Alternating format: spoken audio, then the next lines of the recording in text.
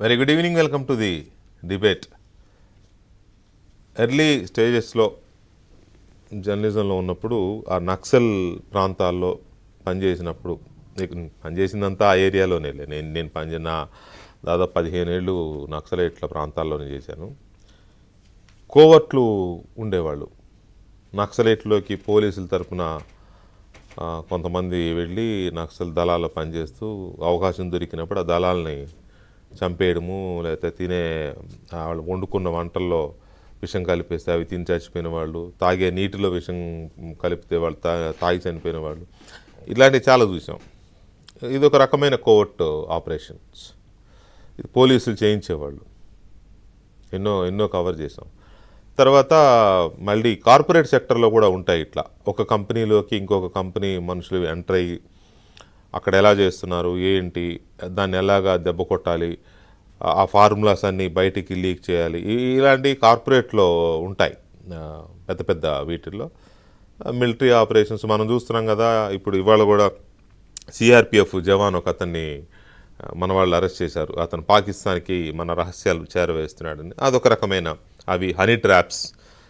Ladies అంటే ఆడవాళ్ళు ఉన్నతాధికారులని లేకపోతే కీలకమైన స్థానాల్లో ఉన్న వాళ్ళని మాయ చేసి వలలో వేసుకుని వాళ్ళ ద్వారా కొన్ని రహస్యాలు లాగి ఇతర దేశాలకి లేకపోతే వేరే వాళ్ళకి వాటిని అందించడం, ఇట్లాంటి చాలామంది దొరికిపోయారు, బుక్ అయిపోయారు. ఇటువంటివి కొంతమంది ప్రాణాలు కూడా కోల్పోయారు.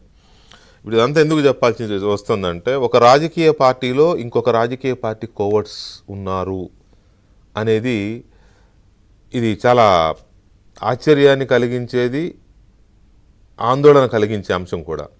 ఆందోళన ఎందుకు అని అంటే, ఒక పార్టీలోకి ఇంకొక పార్టీ పంపితే అది ఆ రెండు పార్టీకి సంబంధించిందే కావచ్చు, కానీ డెమోక్రసీలో ఇలాంటి సిచ్యువేషన్స్ ఉండడం అనేది ఆందోళన. భారతదేశ ప్రజాస్వామ్య భారతంలో ఉండాల్సిన వ్యవస్థ అయితే కాదు. మరి ఎందుకు వస్తోంది ప్రస్తావన? తెలుగుదేశం పార్టీలో వైఎస్ఆర్ కాంగ్రెస్ పార్టీ కోవర్ట్స్ ఉన్నారు అనేది ఒక సంచలనాత్మకమైన అంశం. ఇది ఎవరో అన్నారు, ఏదో ఒక ప్రచారంలాగా ఒక పుకారులాగా వచ్చింది అనుకోవడానికి లేదు. ఇది స్వయంగా తెలుగుదేశం పార్టీ జాతీయ అధ్యక్షుడు, ఇవాళ మళ్ళీ అధ్యక్షుడిగా ఏకగ్రీవంగా ఎన్నికైన, 30 ఏళ్ళుగా తెలుగుదేశం పార్టీకి అధ్యక్షుడిగా ఉంటున్న, 4వ దఫా ముఖ్యమంత్రి అయిన, దేశంలోనే ఎక్కువ సుదీర్ఘమైన రాజకీయ అనుభవం ఉన్న చాణక్యుడిగా చెప్పబడే చంద్రబాబు నాయుడు ఇవాళ చేసిన స్టేట్మెంట్ ఇది. కోవర్ట్ ఆపరేషన్లను వదిలే ప్రసక్తే లేదు అని ఆయన దాన్ని చాలా చాలా ఖచ్చితంగా చెప్పాడు. చెప్పడం కూడా ఎలా చెప్పాడంటే, వాళ్ళ మనుషుల్ని మన పార్టీలోకి పంపించి మన పార్టీలో చేరేలాగా చేసి మన వాళ్ళనే చంపే పరిస్థితికి వచ్చింది కోవర్ట్ అనే పదాలు వాడాడు, ఆయనే వాడాడు. ఈ కోవర్ట్ ఆపరేషన్స్ జరుగుతున్నాయి, నేను ఎవరిని నమ్మలేకపోతున్నాను, నేను ఎవరిని నమ్మను అని కూడా అన్నాడు. వివేకానందరెడ్డి హత్య కేసు దగ్గర నుంచి తీసుకున్నాడు ఎగ్జాంపుల్స్. తీసుకుని మొన్న ప్రకాశం జిల్లాలో వీరయ్య చౌదరి అనే తెలుగుదేశం పార్టీ నాయకుడి హత్య వరకు ఆయన ఎగ్జాంపుల్స్ చెప్పుకుంటూ వచ్చాడు. తెలుగుదేశం పార్టీలోకి వైసీపీ వాళ్ళు ఎలా వస్తున్నారు, ప్రభుత్వం మారిన తర్వాత వచ్చి మన పార్టీలో చేరి మన వాళ్ళనే ఎలాగ హింసిస్తున్నారు, మన వాళ్ళనే ఎలా దెబ్బ కొడుతున్నారు, మన పార్టీని ఎలా దెబ్బ కొడుతున్నారు, మన వాళ్ళని ఎలా చంపుతున్నారు అనేది ఆయన ఎత్తుకున్న పాయింట్. ఇది నిజమే అయితే అని నేను అనదలుచుకోలే. ఎందుకంటే ఆయనే చెప్పాడు కాబట్టి ఇక నిజమే అయితే అనే ప్రస్తావన లేదు. Take it for granted. Telugu Desam పార్టీలో వైసీపీ కోవర్ట్ ఉన్నారనేది తెలుగుదేశం పార్టీ జాతీయ అధ్యక్షుడు చంద్రబాబు నాయుడు ధృవీకరించారు. ధృవీకరిస్తూ పార్టీ క్యాడర్స్ని, పార్టీ లీడర్స్ని అందరినీ హెచ్చరించారు, మీరు జాగ్రత్తగా ఉండండి, ఎవరెవరు కోవర్ట్స్ వస్తారో తెలియదు, మీరు ఎవరిని పడితే ఆయన నమ్మొద్దు. నేనైతే నమ్మను, ఇక నుంచి నేను అలవాటు చేసుకున్నాను ఎవరిని నమ్మకపోవడం. సహజంగా ఆయన ఎవరిని అంత తేలిగా నమ్మడు, ఇప్పుడు స్పష్టంగా చెప్పాడు ఆయన అంతటా ఆయనే, ఎవరిని నమ్మే పరిస్థితి లేదు అని. ఇది ఒక పార్ట్. ఈ వలస పక్షులు అని కూడా అన్నాడు. వలస పక్షుల రూపంలో మన పార్టీలోకి వచ్చి కోవర్ట్ ఆపరేషన్స్ చేస్తున్నారు, వలస వచ్చి మన పార్టీలో చేరి కోవర్ట్ ఆపరేషన్ చేస్తున్నారు అనేది ఆయన మాటల అంతరార్థం. ఆ పదాలే వాడాడు. నేను ఒక మాట ఒక అక్షరం కూడా నేను డీవియేట్ అయి మాట్లాడడంలా. ఇది ఒక పార్ట్ అయితే వలస పక్షులు ఎలా వస్తున్నారు పార్టీలోకి, ఎలా తీసుకుంటున్నారు? Not only Telugu Desam, A party నుంచి ఏ పార్టీలోకి లీడర్లు వచ్చినా కూడా తీసుకునేది పార్టీ నాయకత్వం. దానికి కార్యకర్తలు ఏం చేస్తారు? కార్యకర్తలు వద్దంటే ఆగుతారా? ఇప్పుడు సపోజ్ పలానా నాయకుడిని తీసుకున్నారు, ఒక పార్టీ ఎక్స్ అనే పార్టీ వై అనే పార్టీ నుంచి ఒక నాయకుడిని తీసుకుంది. పార్టీ నాయకత్వం కదా ఎక్స్ పార్టీ నాయకత్వం అంగీకరించి వై పార్టీలోంచి ఒక నాయకుడిని తీసుకున్నారు. ఎక్స్ పార్టీలో కార్యకర్తలు గగ్గోలు పెడతారు, వద్దు వద్దు తీసుకోవద్దు, వాడు దొంగ వాళ్ళంగా వాళ్ళలాంటోడు ఇలాంటోడు అని చెప్పి అంటారు. మీరు వింటారా? వినరు. ఏ పార్టీ వినదు. ఏవో కారణాల వల్ల వాళ్ళని తీసుకుంటారు. ఎమ్మెల్యే టికెట్లు ఇస్తారు, మంత్రి పదవులు ఇస్తారు, ఎంపీలను చేస్తారు, కార్పొరేషన్ పదవులు ఇస్తారు, చాలా పదవులు ఇస్తారు. ఏ పార్టీకి లాయల్గా ఉండేవాళ్ళు, లేదా పార్టీ జెండాలు మోసిన వాళ్ళు, సంవత్సరాల తరబడి దశాబ్దాలుగా పార్టీ కోసం కష్టపడిన వాళ్ళు లేకనా? ఈ పదవులకి అర్హులు లేకనా ఈ వలసల్ని ప్రోత్సహించేది, వలస పక్షుల్ని తీసుకొచ్చేది? వాళ్ళే కోవట్లు అయితే కార్యకర్తలు ఏం చేస్తారు? కార్యకర్తల్ని మనం ఎంత హెచ్చరించినా, కార్యకర్తలకి ఎంత హితబోధ చేసినా కూడా దే కాంట్ డూ, వాళ్ళు ఏం చేయలేరు.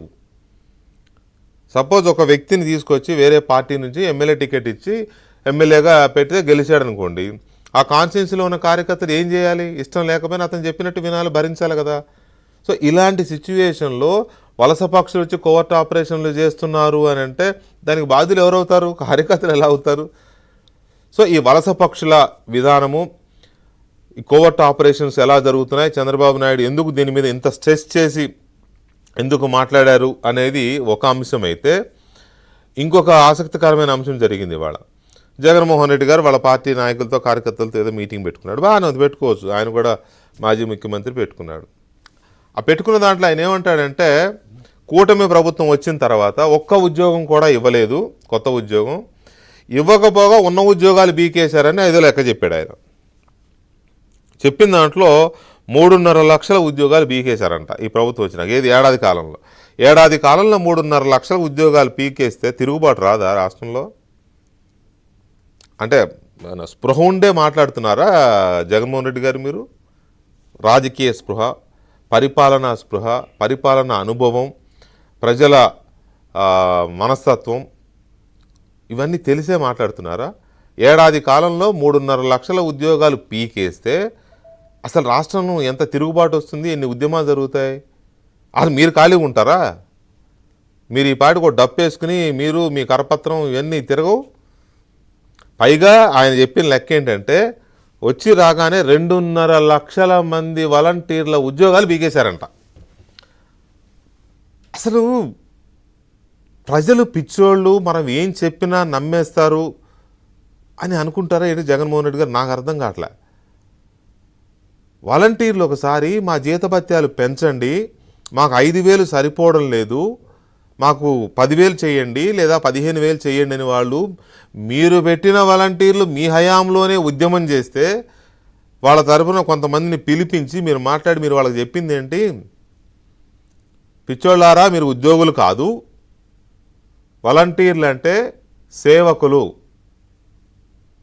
మీకు ఇచ్చేది జీతం కాదు, గౌరవ వేతనం, మీరు ఉద్యోగులు కాదు, ప్రభుత్వ ఉద్యోగులు కాదు అని స్వయంగా మీ నోటితో మీరే చెప్పారు. ఆ మేరకు మీరే ఆర్డర్స్ ఇచ్చారు, వాళ్ళని నోరు మూయించి పంపారు వాళ్ళని. మీకు ఇచ్చేది ప్రభుత్వం జీతం కాదు బాబు, మీకు ఇచ్చేది గౌరవ వేతనం, పారితోషికం మాత్రమే, అది మీరు రోల్స్లో లేరు, ప్రభుత్వ ఉద్యోగాల పట్టికలో లేరు, రోల్స్లో అంటారు కదా, రోల్స్లో లేరు, పే రోల్స్లో లేరు మీరు అని చెప్పి మీరే వాళ్ళని మొహం మీద చెప్పి పంపించేసి ఇవాళ కన్వీనియంట్గా ఆపర్చునిజం కన్వీనియంట్గా ఏం చెప్తున్నారు, 2.5 లక్షల మంది వాలంటీర్ల ఉద్యోగాలు బీకేశారు చంద్రబాబు నాయుడు ముఖ్యమంత్రి గారిని. ఎంత అది అసలు నాలుక, దానికి నరం. అఫ్కోర్స్ అది అంతకంటే నేను ఎక్కువ మాట్లాడలేను, ఎలా మాట్లాడుతున్నారో నాకు అర్థం కాలే. రెండవది ఇంకోటి చెప్పాడు ఆయన, అయ్యో చెత్త తీసే బళ్ళు ఉంటాయి, ఆ బళ్ళు నడుపుకునే వాళ్ళ ఉద్యోగాలు కూడా బీకేశారు. ఈ ఉద్యోగాలు ఎలా అవుతాయండి? వాళ్ళకి లోన్లో మీరు బళ్ళు ఇప్పించారు చెత్త తీయమని. ఎలా ఇప్పించారు? చెత్త మీద పన్నేసి. చెత్త మీద పన్నేమో ఇంటి వ్యక్తికి కట్టాలి, ఎవరికైతే ఇల్లు ఉందో అతను కట్టాలి, ఆ గ్రామంలో వాళ్ళు ఆ ఊళ్ళో వాళ్ళు కట్టాలి. ఆ డబ్బులన్నీ ప్రభుత్వానికి వస్తాయి. వీళ్ళేమో బ్యాంక్ లోన్లో తీసుకుని ఆ వెహికల్ ఏదో కొనుక్కుని రోజు చెత్త సేకరించాలి. ఆ బండి నడిపినందుకు వాళ్ళకి ఏదో గౌరవ వేతనంలాగా వాళ్ళకి ఇస్తారు. వాళ్ళు ప్రభుత్వ ఉద్యోగుల రోల్స్లో ఉన్నారా వాళ్ళు ఉద్యోగాలు బీకేశాడు. అసలు పొంతన లేకుండా పచ్చి అబద్ధాలు మాట్లాడేసి 3.5 లక్షల ఉద్యోగాలు పోయాయని